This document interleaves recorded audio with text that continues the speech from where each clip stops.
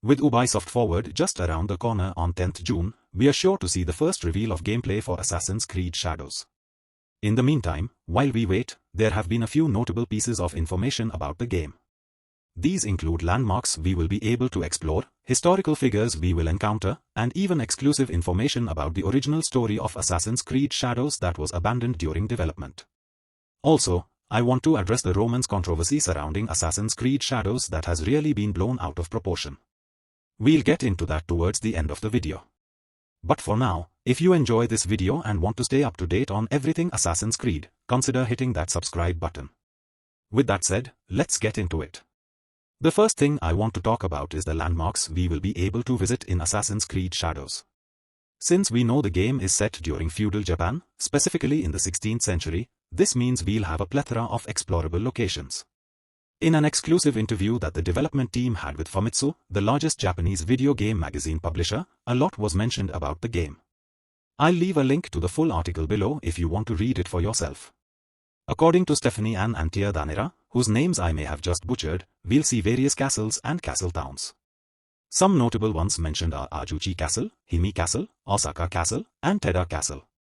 These have all been accurately modeled on actual historical blueprints they managed to gather.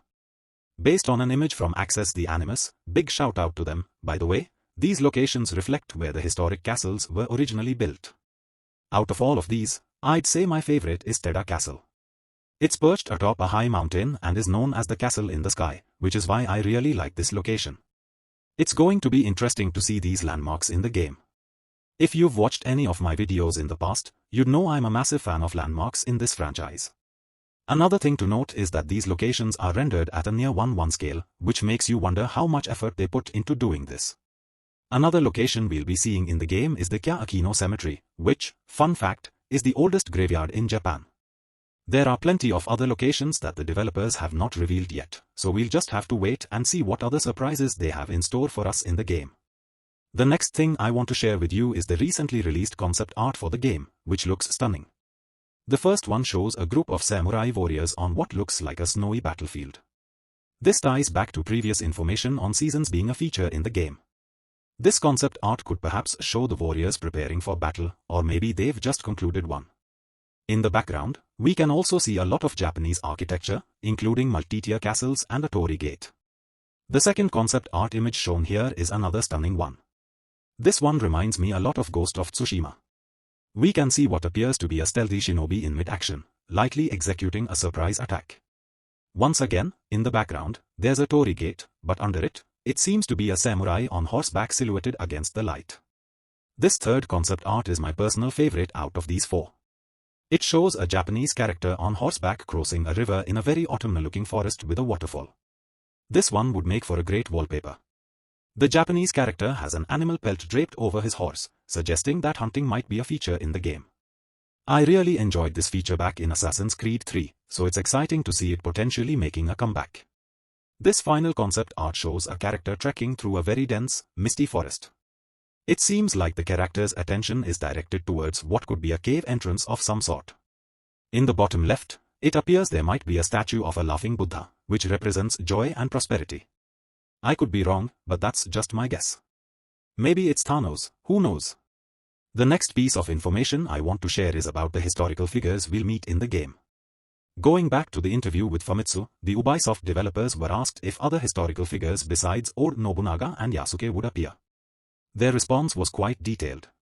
One of the characters mentioned was Louis Frois, a Jesuit missionary we meet at a meeting in Ajuchi Castle. Frois was known for his detailed writings on Japanese culture and was also a friend of Oda Nobunaga. It will be interesting to see the cultural exchanges between Japan and the West play out in the game. Two other figures we'd meet are Nene and Ichi. Nene was the legal wife of Toyotomi Hideyoshi, a feudal lord and political figure during the period. Ichi was the sister of Oda Nobunaga and was known for her connections through marriage to other powerful daimyos. Their inclusion in the game will likely explore their roles within the socio-political landscapes of that time. We'll also meet Sen no Rikia, celebrated for perfecting the tea ceremony, though it's unclear how he'll play a role in the game. Lastly, there's Kan Etoku, a famous painter known for his contributions to the Kan school of painting, which greatly influenced Japanese art. There were also mentions of other figures who have not been named, so we'll just have to wait and see who they could be. The next piece of information I wanted to share relates to the map of the game. In my previous video on Assassin's Creed Shadows, I mentioned that the map is going to be similar in size to Origins. Since that video, the great people over at Access the Animus managed to create an outline that resembles the game's map. It definitely seems like the game will be set in the Kansai region of the country, which includes both Kyoto and Osaka. This reinforces the likelihood that this will be the setting for the game. Another piece of information I wanted to share is about the grapple hook. If you've been paying attention to the Assassin's Creed Shadows news, you should know that the game will feature a grapple hook. The discussion was whether it would be similar to Assassin's Creed Syndicate's fixed zipline or a fully fledged grappling hook. We now know that the grapple hook operates on a physics-based system. It sounds like you throw it towards a point and swing from it, similar to the grappling hooks in the Far Cry games. You can attach it to any ledge in various specific spots, which opens up opportunities for performing assassinations right from the hook, similar to what you see in Ghost of Tsushima. This sounds incredible, and I hope it creates plenty of exciting scenarios for us to use it effectively. This part of the video is about the original story concept for Assassin's Creed Shadows. Twitter user Infinite Comic, who supposedly worked on Assassin's Creed Shadows, shared what the plot was originally intended to be. This original storyline is different from what we'll see in the final game. According to Infinite Comic, the game's plot initially revolved around the Sword of Eden, a sword previously seen in Assassin's Creed. The sword supposedly gave Oda Nobunaga an incredible edge in his efforts to conquer Japan. We were going to take on the role of Yamochi Takaka, a young monk. The story would have unfolded with Nobunaga being assassinated by Hattori Hanzo, after which Takaka would have joined the Brotherhood. Trained under Hanzo as an assassin, Takaka and the Brotherhood would attempt to transport the recovered sword out of Japan, only to be attacked by Jesuit, Templar, ships, leading to the sword's loss. Ubisoft has been toying with the idea of setting an Assassin's Creed game in feudal Japan since 2013. However, it's important to note that the current plot of Assassin's Creed Shadows will have nothing to do with this original story. Ubisoft has completely scrapped this plot and is not using any of it in the new game. What do you think about this original story idea? I'm not going to lie, it does sound quite interesting. I just hope whatever they've got going on right now is as interesting as that. Finally, I have to address the romance controversy surrounding Assassin's Creed Shadows. Ubisoft apparently confirmed that the game will feature LGBTQ+ relationships with Yasuke and N. First off, that's not true. They did not confirm that. This all came from a fake IGN article that's not even real. The reaction people have been having towards this is full of misinformation. The characters themselves are not LGBTQ. Rather, as the player, you'll have the freedom to choose how to play them, which is not a new concept in Assassin's Creed.